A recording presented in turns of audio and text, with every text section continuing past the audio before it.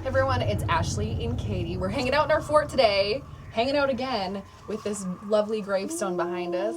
Things are getting spooky in the 98 studios, and we've decided to pick some of our favorite scary stories that you've been submitting all month long, and Katie has one of her favorites today.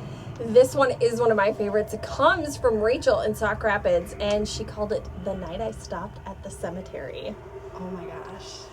I was spending the night in a hotel in Princeton with some friends. I went out to grab us some food, and I figured I'd stop by the cemetery my grandparents were buried in. I hadn't been there in a while, and it was a warm night in November. I pulled onto the lane where they're buried and left the car running, intending on only staying for a minute or two. Everything was fine. I did my thing and was about to leave when something caught my eye. A movement. Oh my gosh. Figuring it was just my imagination, I walked the little distance to where I had seen the shadow, but there was nothing. I shook it off, and as I turned around, a big gust of wind kicked up. It seemed as though there were several shadows and some whispering.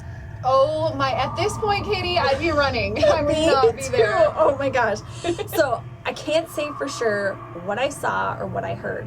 All I know is that my instinct in that moment was to run and not look back. I did just that, and when I got back to my car, it was no longer running. I got in, turned the key, and it wouldn't start. I tried again, and thank goodness it came to life. I don't know what was going on in that cemetery that night, but I'm pretty certain it was something ghostly, paranormal, whatever you want to call it. Needless to say, I visit places like that during the day for now. Oh my gosh. I don't know what I do.